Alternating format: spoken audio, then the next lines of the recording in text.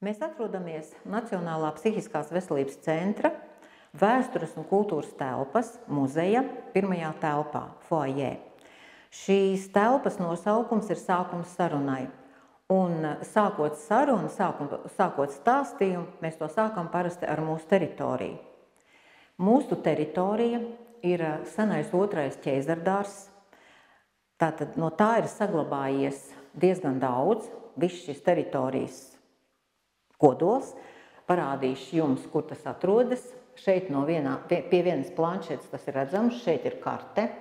Vēl no tā laika, no 1720. gada, ir saglabājies viens no dīķiem, tātad šis elements vēsturiskais, un teritorija ir veidota 1720. gados, smilšainā vietā, ir vesta melnzeme no tuvējās Duntes muižas, lai veidot šeit dārzu, bet sāka veidot dārzu tāpēc, kā Pēters I savā laikā bija iecerējis šeit veidot savu vasaras rezidenci. Līdz tai gan netika, bet dārzs šeit palika. Dārzs ir veidojies, mainījies gadsimtiem cauri, tad, kad iebūvēja šeit mūsu ārstniecības iestādi, tā jau ir šī otra kartīte, ko mēs te redzam. Vēl redzams arī senais elements, šis dīķis, arī vēl citi mākslīgie dīķi, no tiem vairs nav saglabājies nekas. Bet mēs atrodamies šobrīd šajā ēkā, tajā senākajā ēkā, un turpinot stāstu par dārzu, ir jāsaka tā, ka katrs no laikiem šajā teritorijā ir atstājis savas pēdas.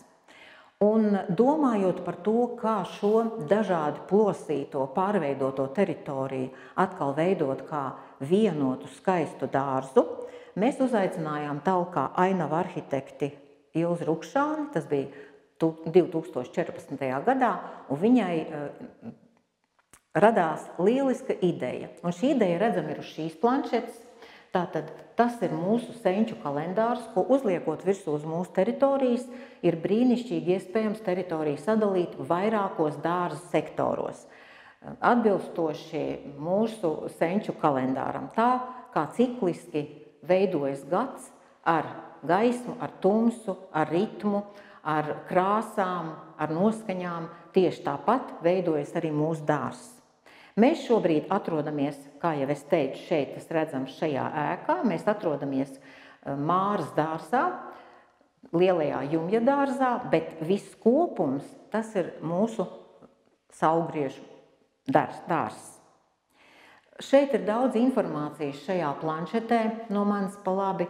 Te viss ir redzams, izlasāms. Ja atnākam uz vietas, tad to varam visu uzzināt sīkāk, kāpēc šādi dārzi tieši, kā šie dārzi skaisti iekļaujas mūsu teritorijā, kā mēs zinām un redzam, kā šī teritorija ap šiem dārziem skaisti sakārtojas. Bet, ja mēs atgriežamies mazliet vēsturē, tad lūk uz šīm vienām durvīm mēs redzam, kā dārzs, kā teritorija ir attīstījusies pēdējo 10, 12 gadu, 13 gadu laikā. Jau sākot no 2013. gada, kad ir pirmie gleznojumi uz mūra, mūra vairs nav. To mēs nojaucām 2020. gadā, atveroties visu skatam, viss dārzs ir pieejams ikviena skatam, un dārzs ir aicinošs ikvienam ienākšanai, nebaidoties. Šajā tādā puzlē vai tādā puzles čūskā ir viss šis dārza stāsts, šis teritorijas attīstības stāsts, lieliski uzskatāmi redzams. Gan mūsu skaistā bērzu birs, kas ir apus agrākajai centrālajai iebrauktuvei, tā bērzi izskatījās bērnībā, tad jau izveidojās skaists priekšdārzs, dārzs tālāk jau iebrauktu, ielikām strūklaku, kopām šīs abas pļavas, kuras bija apus teritorijā ienākot aiz lielā mūra.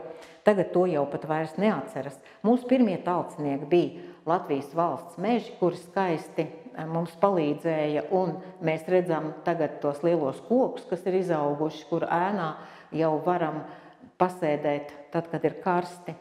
Un mēs redzam arī citus mūsu palīgus. Herts dārzi, viens no mūsu dārzu veidotājiem Latvijā, kas mums palīdzēja lielus kokus stādīt, un tie lielie koki ir jau krietni salapojuši un iedzīvojušies dārzā, stādījām arī ziemā. Šos lielos kokus mums dāvināja kompānija Bruns no Vācijas, ģimenes uzņēmums, kas 100 gadus jau nodarbojas ar lielu koku audzēšanu stādiem. Un šī kompānija mums 4 gadu laikā ir sadāvinājusi vai ziedojusi gandrīz 50 koku stādu. Tās ir ļoti lielas summas, kas ir ieguldīts mūsu dārzā, pateicoties mūsu ziedotājiem, mūsu atbalstītājiem. Mums ir palīgā nākuši arī noliktavu veikalu tīkls Depo. 2021. gadā mums tika ziedoti 200 000 tulpju sīpolu, arī krokus sīpolu, un tas skaisti uzziedēja 2020. gada pavasarī. Un noteikti daudz pamanīja, ka mēs tajā laikā bijām pārvērtušies par tādu kā mazo Holandi. Jāsaka tā, ka neviens tāds ārpus veidots publicitātes pasākums nav devis tik daudz laba aizsprieduma mazināšanā, kā tieši šis košais, skaistais, pārsteidzošais tulpju dārs. Tās lielās tulpju upes, tās lielās krokus upes, kuras zied vēl arī šodien pavasaros. Un tālāk jau mēs redzam, kā mēs veidojām šo vienu no skaistajiem dārziem, kur arī tās tulpes zied, un tas atrodas šajā sektorā, tas ir Ziemassvētku dārzs, kas zied baltiem ziediem un košiem tulpju ziediem.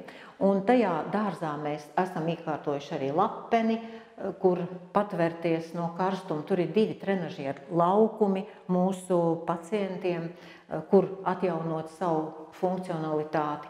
Un mēs atvērām netālu arī 2024. gadā jauno ambulatoro centru, ap kuru arī izveidojām dārzu. Jaunais ambulatorais centrs mums atrodas Lieldienu dārzā. Tas dod cerības uz izveseļošanos, tieši tāpatās kā Lieldienas dod cerības, ka būs skaista vasara priekšā un cilvēka dzīvē notiks daudz, kas labs un skaists.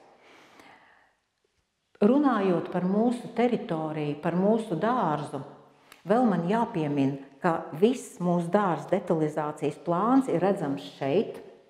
Alps arhitektu darbnīca ar Ilzas Rukšānas vadību ir izveidojuši šo detalizācijas plānu. Un mēs redzam, kā dārzs varēs izveidoties pēc gadiem. Pamatā jau lielākā daļa no šī plāna ir jau attīstīta, jau izveidota. Gan Ziemassvētku dārzs, gan meteņu dārzs šeit lejā, vecajā centrālajā iebrauktuvē, kur tās skaistās Himalaju bērzu birzis, kas ir pirmais vēstījums, baltais, gaišais, pozitīvais iespējas.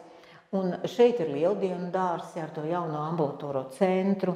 Ir augšā mūsu 2 senās ēkas, kas ir atjaunotas tagad, un starp tām ir skaists dārzs, kuru mēs papildinājām šajā pavasarī ar jauniem valsts mežu ziedotiem dārza stādiem. Tā kā dārzs kļūst vēl skaistāks. Un tā, soli pa solim, mēs esam patiesībā jau diezgan pietuvinājušies pie tāda mūsu detalizācijas plāna, mūsu teritorijas labiekārtojuma plāna, tādas jau finiša taisnes. Dārzs jau tagad ir skaists. Par to, kā mēs esam veidojuši dārzu, mēs esam saņēmuši arī atzinību no kolēģiem, esam atzinību saņēmuši arī no kompetentiem vērtētājiem. Mēs esam ieguvuši 2 balvas par dārza attīstību, tās šeit arī redzams šajā mūsu telpā sākums sarunai. Tās ir piešķīrusi mums starptautiska žūrija par dārza attīstību, jo tiek uzskatīts, ka tas ir nozīmīgi, jo vieta, kurā atrodas slimnīca, ir svarīga pacientiem, jo katras pozitīvās emocijas ir tās, kas ļauj ātrāk atveseļoties. Un vieta ir svarīga arī, kā tā izskatās mūsu darbiniekiem, jo galu galā lielākā darba mūža laiks paiet tieši šeit, darbā. Un vēl mēs esam arī pamanīti, un par mūsu dārzu ir bijusi publikācija prestižākajā Ainavu arhitektūras žurnālā kas tiek izdots Eiropā.